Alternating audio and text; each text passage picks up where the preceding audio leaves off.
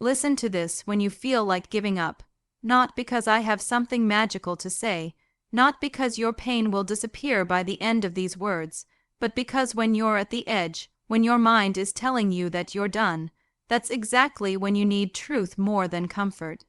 Giving up doesn't arrive suddenly. It doesn't kick the door down and announce itself. It whispers. It creeps in quietly, usually when you're tired, disappointed, or feeling invisible. It shows up when effort hasn't been rewarded, when consistency hasn't produced results, when you've done everything right, and life still didn't cooperate. And what makes it dangerous is that it sounds logical. It sounds reasonable. It sounds like self-protection. Your brain at that moment is not trying to destroy you. It's trying to conserve energy. The human brain is wired for survival, not fulfillment. When progress feels slow or pain feels constant, your brain interprets that as a threat, and the quickest way to remove a threat is to stop engaging with it. That's where the urge to quit comes from. Not weakness, biology, but here's the part most people never hear. Just because a thought is natural doesn't mean it's true. Just because your brain wants relief doesn't mean quitting will give it to you. When you feel like giving up, it's rarely because you can't continue. It's because you don't see a clear connection between what you're doing now and the future you want. Humans can tolerate almost any amount of pain if they believe it has meaning. The moment meaning disappears, motivation collapses. So the real crisis isn't effort, it's belief. You're not tired of trying. You're tired of trying without evidence that it matters. And that's where you have to pause, not to quit, but to interrogate the story you're telling yourself. Because the most dangerous sentence in the human mind is, "This is pointless." That sentence has ended more dreams, more relationships, more careers, more lives than failure ever has. Failure hurts, but meaninglessness paralyzes. When you feel like giving up, ask yourself something uncomfortable. Am I responding to reality, or am I responding to an interpretation shaped by fear, fatigue, and comparison? Because giving up feels personal, but it's usually situational. You're responding to a moment, not a destiny. Think about how many times in your life you were convinced something was over, only to realize later it was just transforming. You didn't quit because you were incapable. You quit because you were exhausted, unsupported, or alone in your head. And here's the truth no one says out loud. The moment you want to quit is often the moment right before growth becomes visible. Not because the universe is poetic, but because growth requires tension.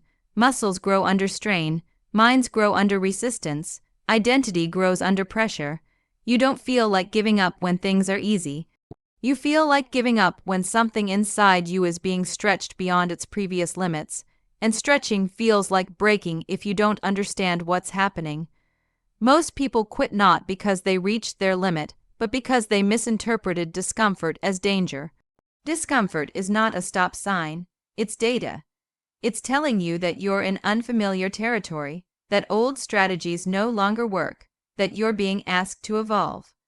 But evolution always feels awkward before it feels empowering. When you listen to people who have built meaningful lives, real lives, not curated ones, you'll notice something consistent.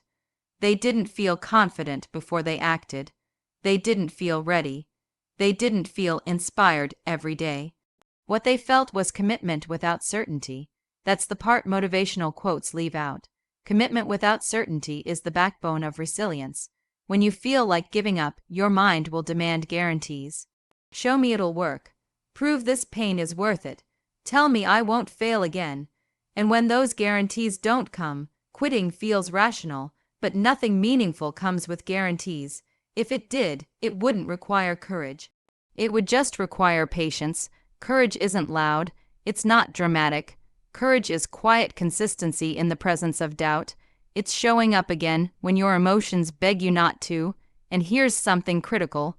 Motivation is not what carries you through moments like this. Structure does. Motivation is emotional. It's unstable. It comes and goes. If your entire progress depends on how inspired you feel, you've already built something fragile. When you feel like giving up, don't ask yourself how to feel better. Ask yourself what the smallest non-negotiable action is that keeps you in the game. Not the whole plan, not the 5-year vision, just the next 5 minutes, because identity is shaped in micro decisions.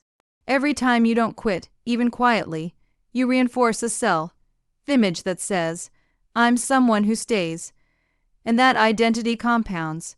The opposite is also true. Every time you quit to relieve discomfort, you train your nervous system to escape rather than endure. Over time, your tolerance for challenge shrinks. This isn't about being hard on yourself. It's about being honest. You don't rise to the level of your goals. You fall to the level of your systems and self-trust. And self-trust isn't built by success. It's built by follow-through when quitting would be easier. When you feel like giving up, you might think you're being asked to continue the same way. You're not. Sometimes persistence doesn't mean pushing harder. It means adjusting strategy without abandoning purpose. Quitting and pivoting are not the same thing. Rest and surrender are not the same thing. There is wisdom in pause. There is strength in rest, but there is danger in abandoning yourself because you're uncomfortable. And that's what quitting often is. Self-abandonment disguised as self-care. Real self-care sometimes looks like discipline. It looks like boundaries. It looks like choosing long-term respect over short-term relief. Ask yourself this: if I quit right now, will future me thank me, or will they understand why I quit but still wish I had stayed? That question cuts through emotion. Future you doesn't need you to be perfect. They need you to be consistent enough to keep options open. Because once you quit, options shrink. When you feel like giving up, remember this: your current feelings are temporary, but the consequences of quitting often aren't. That doesn't mean you stay in situations that are harmful, abusive, or fundamentally misaligned with your values. This isn't about blind endurance. This is about not letting fear make permanent decisions for you. There's a difference between walking away from what's wrong and walking away because you're afraid you're not enough. One is wisdom, the other is doubt pretending to be clarity. You will never feel fully confident before you act. Confidence is a byproduct of action, not a prerequisite. You don't wait until fear disappears. You move with fear in the passenger seat and refuse to let it drive. When you feel like giving up, you might believe that other people have it figured out. They don't. They just learned how to sit with uncertainty longer than you think you can. They didn't eliminate doubt. They outlasted it. And here's something important. Quitting doesn't actually end pain.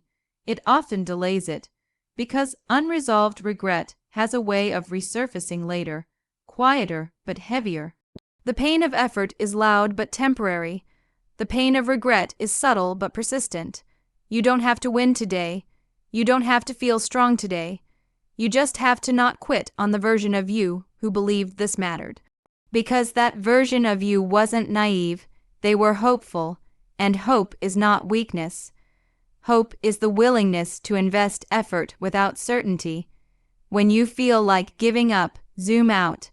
This moment is a paragraph, not the whole book. And you don't judge a book by the hardest paragraph. Growth is nonlinear, progress is uneven, and most breakthroughs are preceded by boredom, frustration, and self-doubt. That's normal, that's human. What's not inevitable is quitting. You're allowed to feel tired. You're allowed to feel discouraged. You're allowed to feel lost. You're just not required to obey those feelings. Feelings are information, not instructions. And the most powerful thing you can say to yourself when you feel like giving up is this: I don't need to decide anything today. Delay the quit decision. Give yourself time. Most impulses to quit pass if you don't act on them immediately. Stay long enough for clarity to replace emotion. Because the version of you on the other side of this moment isn't stronger because life got easier. They're stronger because they stayed when it was hard. And if you remember nothing else, remember this: you don't quit when you're exhausted. You rest. You don't quit when you're scared. You slow down. You don't quit when you doubt yourself. You gather evidence by continuing. Quitting is final. Growth is unfinished. So listen to this when you feel like giving up. This moment is asking you who you are when no one is clapping, when progress is invisible, when belief is fragile. And who you choose to be here shapes everything that comes next. Stay, not because it's easy, not because it's guaranteed, but because the future you is built by the decisions you make when giving up feels justified, and you choose to continue anyway.